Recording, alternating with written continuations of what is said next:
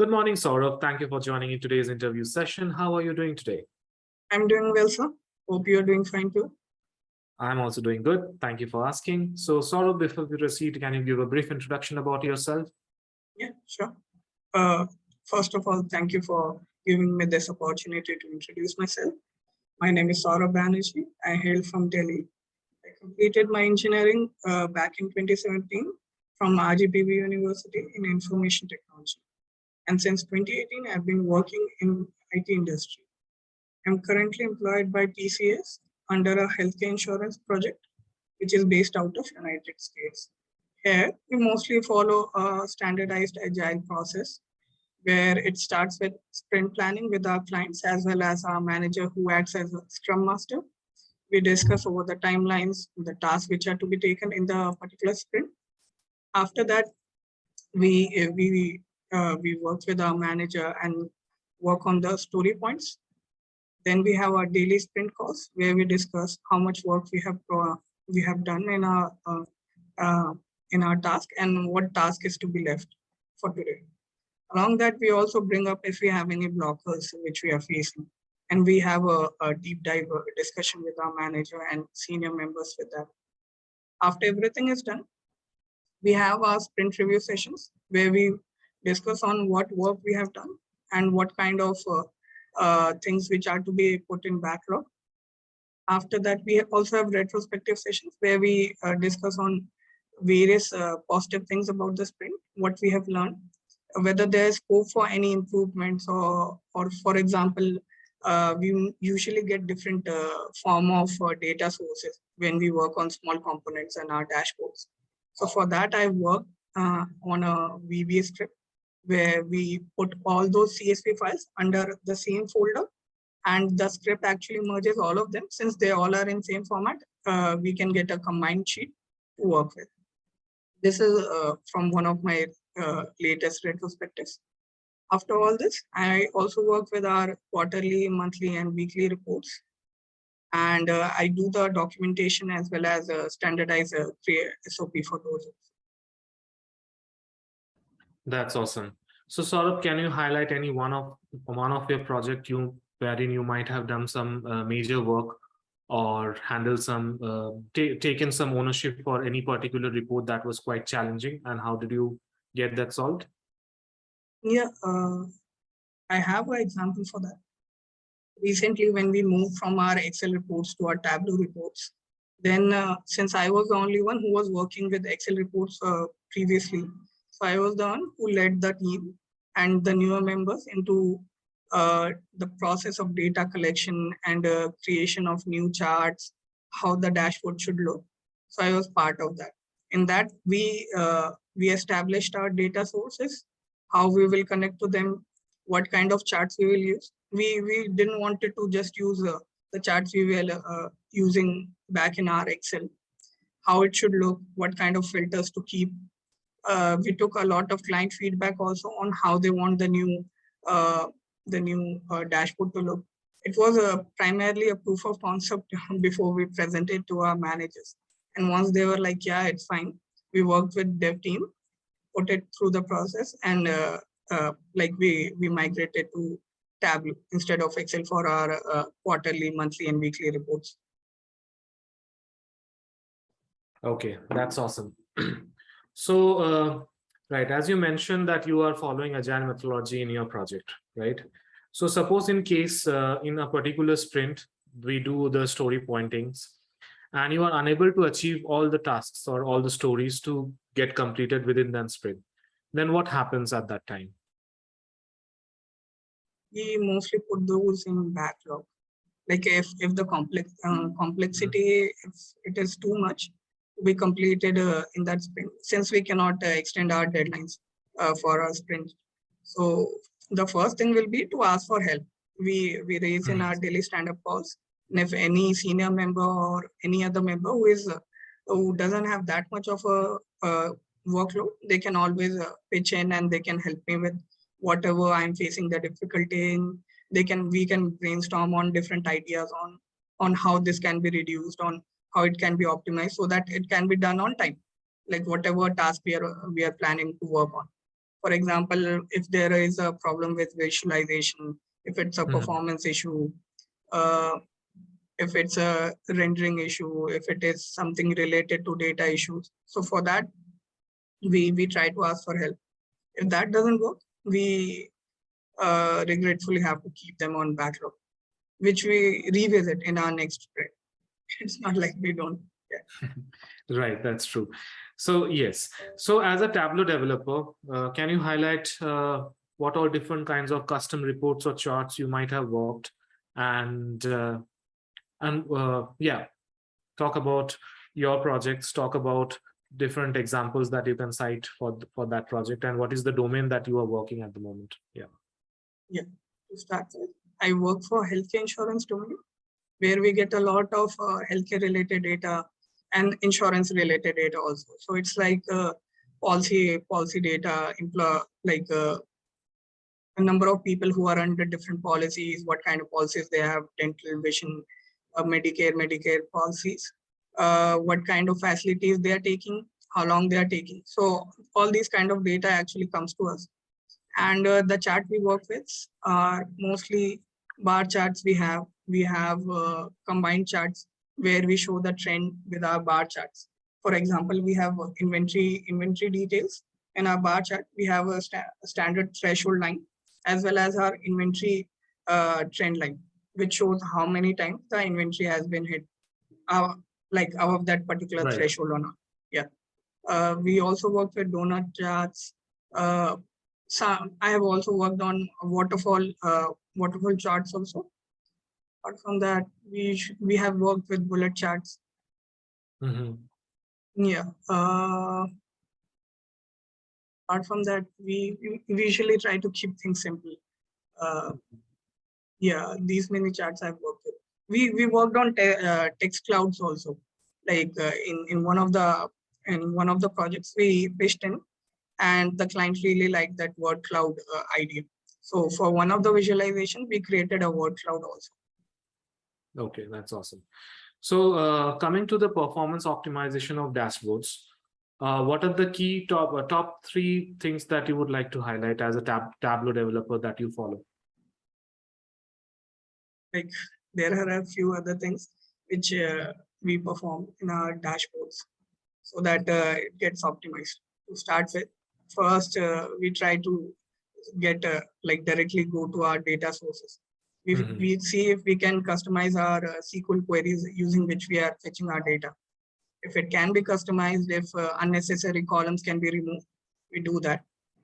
After that, we go to our data source filter, extract filter. Before that, we go to our extract filter. We try to filter out another layer of data which we do not want. We try to turn on incremental refresh so that when we work with our extract data, it gets only incrementally refreshed so that the whole data source doesn't have to refresh again. There we have option to hide unnecessary columns, which like whichever columns or whichever fields are not used in our dashboard creation, they get hidden. It reduces strain over the performance also. Apart from that, over at sheet level, we have this option when we check in our data source under extract. We have that option also, like use like computed field, like compute calculated field. So what it does is it performs all the calculations at that moment only, so that when the dashboard renders, the computations are fresh over there and it doesn't have to repeat itself. For filters, we try to not use cascading filters. We try to give drop downs, multi-value drop downs. We try to use apply button over it, because every time we select it, actually the query engine actually in the background runs multiple queries to select all those filters. Yeah, so we always do this. Along that, we use exclude options so that only the relevant fields are selected in those fields. Yeah, if all this doesn't fail, then we reach out to performance recording. We have this option in help where we can perform performance recording, and back in our Tableau repository, we have recordings folder. In that we have TWB files where we can see which query is taking how much time, what is that exact query which is running, what Right. visualization is taking a lot of time. So we try to do all these things, optimize our dashboards and sheets. Yeah. Right. So besides Tableau Desktop, have you also worked on Tableau Server? We usually use Tableau Server for publishing our reports. Okay. Are you aware of the different roles that we have in Tableau Server? Not exactly. Not exactly, right. I believe you have done row-level security. Yeah, we have created user groups for achieving that. So whenever, so whenever we have dashboards, mostly our dashboards, which I talked about, the quarterly reports and the monthly reports which we create, they are for a particular application, and we try to hide any other information which are not to be viewed by them. So we have this option in our server where we can create the user groups.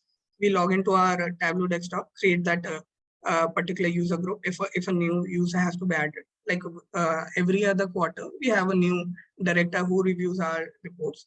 So we create a new user group for him, respective to his application. If not, we put it in the folder which are to be used by that application leads or directors. It is like that. Okay. Do you know what is ask data? Ask data. No, I have seen describe fields in our fields in Tableau, but I'm not sure what ask data is. Okay, can you explain the difference between dimensions and measures? Yeah, dimensions are mostly something which makes contextual sense. For example, your name, date type fields, they are contextual fields, and it doesn't make sense to like perform aggregation from them. Like if we have around 1,000 names, it doesn't make sense to aggregate them. So we include them. Yeah, one second. Yeah, sure, no problem.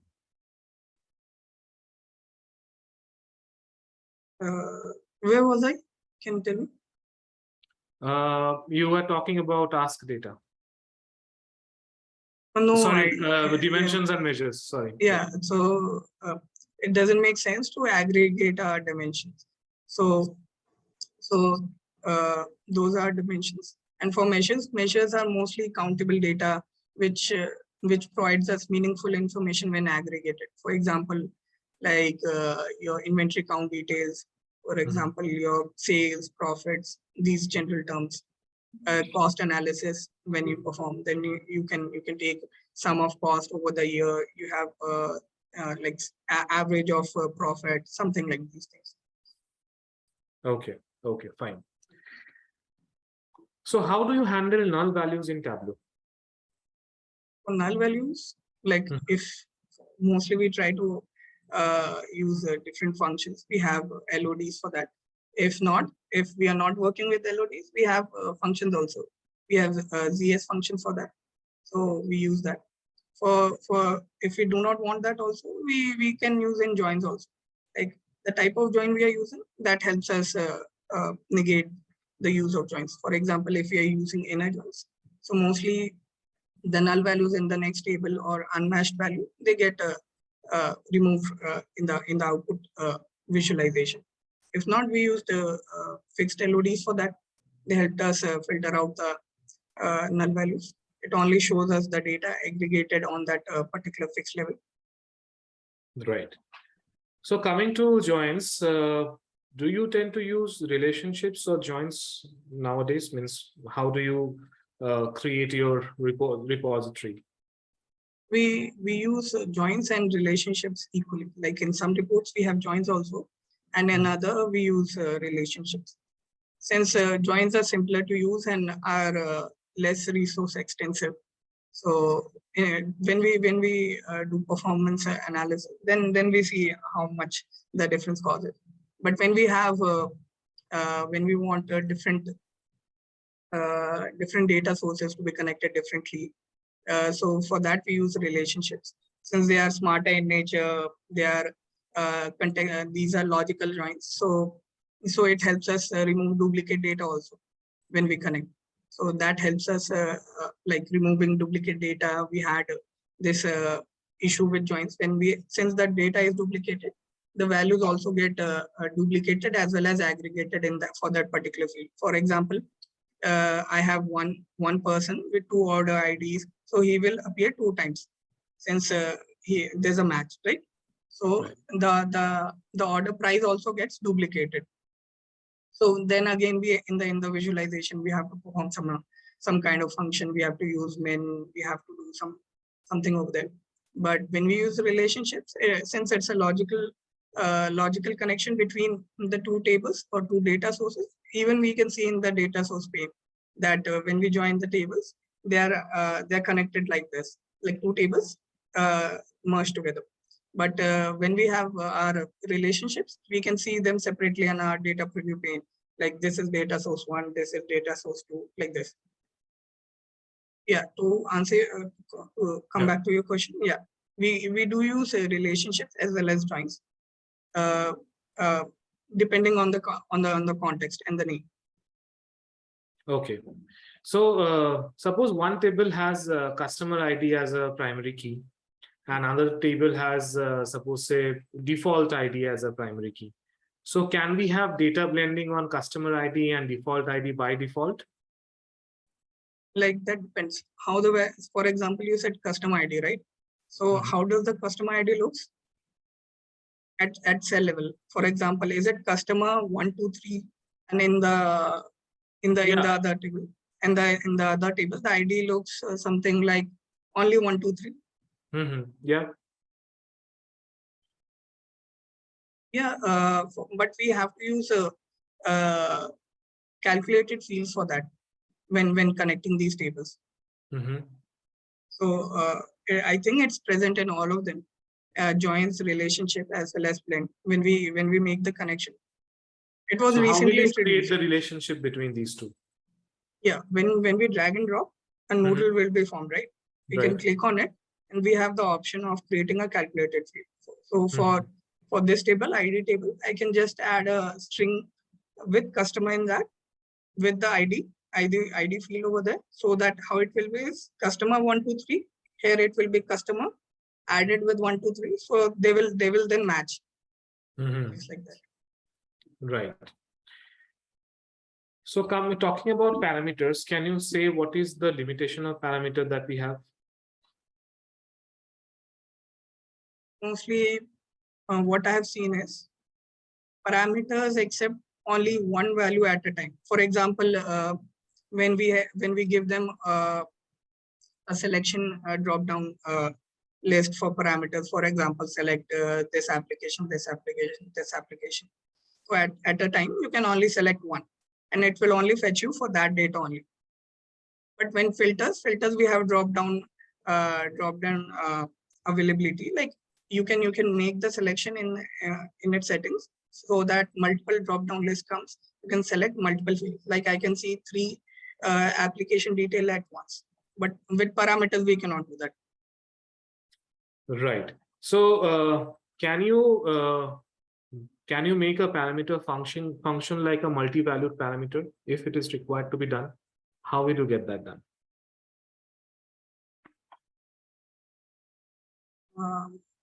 Not sure if I have worked on this. I can recollect.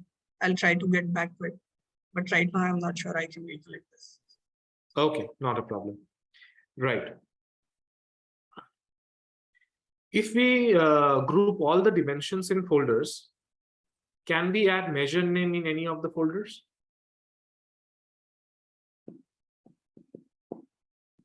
You're saying that you want to convert a dimension into a measure? No. No? Okay. No, I am talking about you're grouping the dimensions in a particular folder. Creating groups. Okay. Right. Now we want to add a measure name in any of the folder.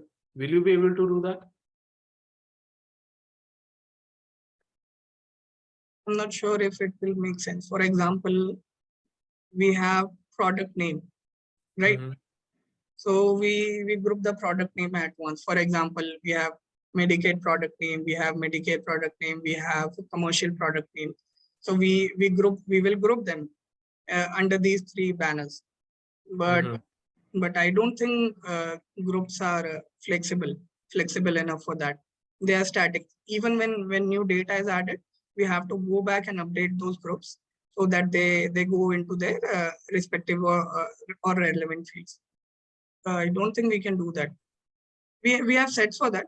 For example, we have this specific requirement where for this thing, it should go into this category. So for that, we create sets. Right. Okay, coming to LODs, what is an LOD and how you have used that in any of your project? LODs refer to level of detail expressions. They help us in making calculations related to the granularity or level of detail of a particular field. And to answer back to the type of LODs I've worked with, we have mostly worked with fixed and exclude LODs.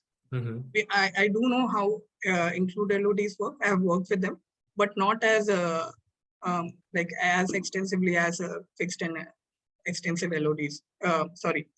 Exclude LODs. Okay, not a problem. So can LOD expression contain multiple measures? You mean when we write fixed LODs and exclude LODs? Yeah, and they can. Right. So suppose if I am adding one filter, okay, and I want that filter to work for all my data sources, how will you get that done? Or I want to make that a global filter, how to make that done? Yeah, it will work only, but only on the source, only on the sheets which use the same data source. We have this option when creating filter, we have this option use all. Using that, we can extend that over all the sheets. Or if you want, we can just apply it to a particular sheet also when we create the filter. Yeah, I wanted to make it a global filter. Do you recall what is that option called? Like, as per my knowledge, when creating the filter, we have three options, right? Conditional, we have a selection pane also, and we have use all. So that is basically it will use all the fields of that, means whatever. Like the one which is in the titles. Yeah, what you are talking about, it's top, then you will be getting the option to select few options in the list, then top and use all. So you're talking about that use all, right? Yeah. So that is not the thing. That use all is basically, suppose you are using country and there are 5 countries. When you are clicking use all, it will select all the 5 countries. You do not have to particularly go and select options in the list. But once you have done that, now I want that filter to work as a global filter. How will it be possible?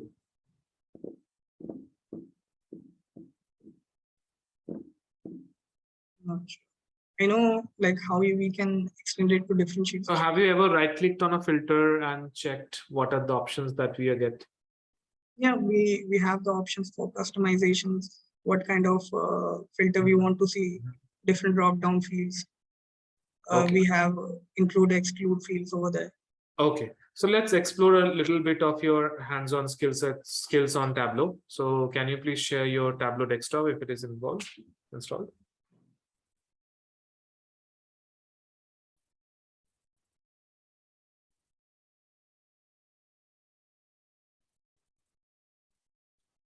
Connect to any data source you want, might be sample superstore. Yeah.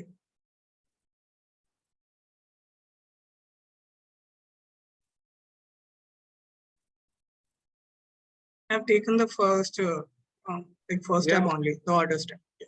That's fine. Go to the worksheet. And suppose they put states into filters.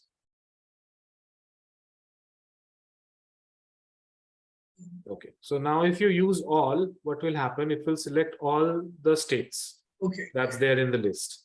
Okay, so that's why it has become all. Otherwise, you can select some particular states that you want to reflect. Let's use all. Okay. Click on OK. Now right click on filters and try to explore an option. Okay. So if you see apply to worksheet, there is something called as all using this data source. Related. Yeah. So if you click on all using this data source, the second option, it will become a global filter. So you can create another worksheet.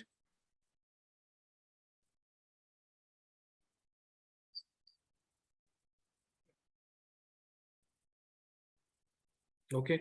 So over here as well, when you will be creating dashboards, at that time, that filter will be working for all the dashboards for you. Okay, it will be working as a global filter in that regards. Okay, so since you have created a new worksheet, I want you to show me state-wise sales, state-wise subcategory-wise sales, and beside that sales of every subcategory that we have, there should be the total of the combination of the sales for that particular subcategory. For example, if I have state, suppose say Delhi, and there are 3 subcategories like pencil, paper, pen, and the pencil amount is suppose say 75, pen is suppose say 20, and pencil, paper, paper suppose say 5. So the addition is 100, right? So I want to have a visualization, Delhi, then all the subcategories, the subcategory sales, and beside that, it will show 100, 100, 100. So it will be easier for you to figure it out that out of the total sales that have happened for that subcategory, what is the sale for that particular subcategory.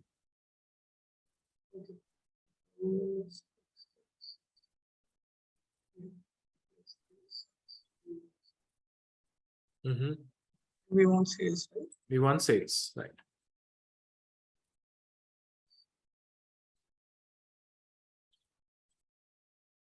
So beside this sales, suppose the chairs is showing 3,916. When you add chairs, still fasteners, it will add a total, right? Okay. You want that total to be reflected just beside the chair for all the subcategories. The total of the total of sales for Alabama. We can use a fixed calculator, fixed LOD for this. Yep.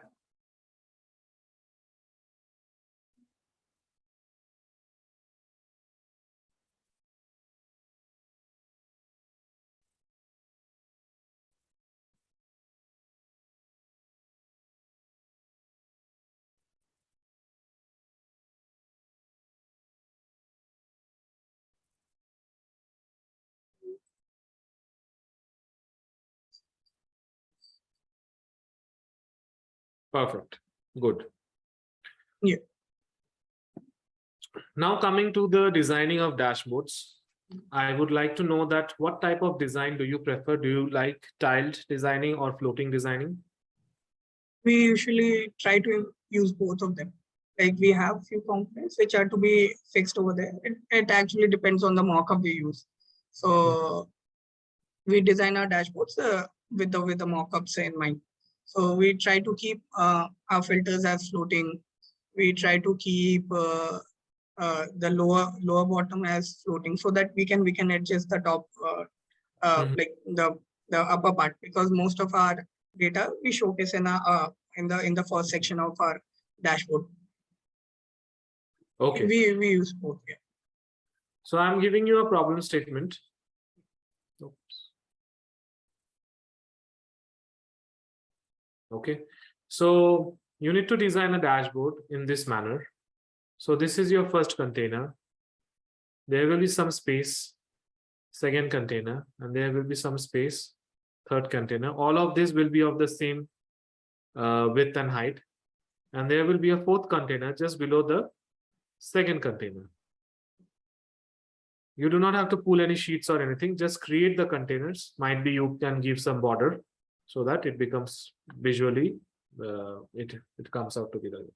So this is how you need to create your dashboard. Can you get that done? Or give a try? Yeah. Yeah. Share your screen. Share.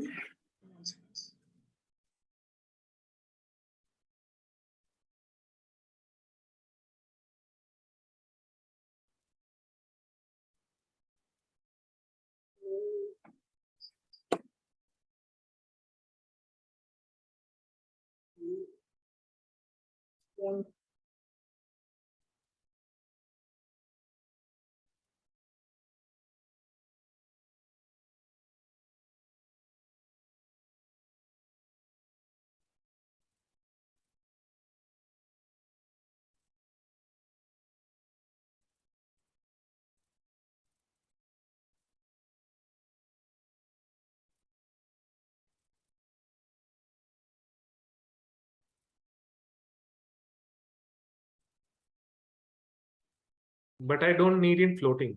Right? The question was, you have to create the entire design using tiles. Okay. Now you're putting all these into floating. So what will happen when you will upload this into server, or if you have to take a printout of this report, it will be broken. It might not be device optimized as well. If I have to check this report on my mobile, it will break for sure. So you need to design the entire thing using tile. Yeah. I can make the changes in its layout that it can accommodate.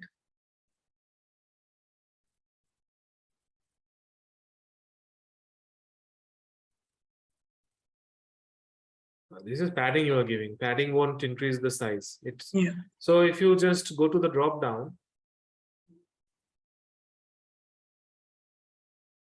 So over here, what you have done, you have put a vertical container, right? It's a horizontal or vertical. It's a vertical container. So it's a vertical container. So, okay, I'll show you how to get that done. It's a bit tricky question. Okay, so might be I'll show you in one of the sessions. Don't worry. Okay, you can stop sharing your screen, start. Right. So coming to the database that you have handled, what is the database that you have handled so far while connecting your Tableau? We have worked with IBM DB2 as well as SQL servers. SQL servers as well. Okay. So are you aware of the different keys that are present in schema? Yeah, primary key, foreign key. Yeah. Do you know what is a surrogate key?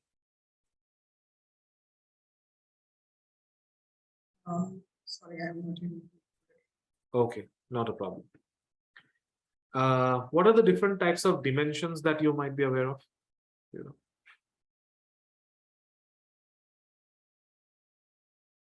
These are some concepts of data warehouse. If you are not aware, it's fine. It's fine. Okay. I'll read upon on that. Yeah. Okay, no problem.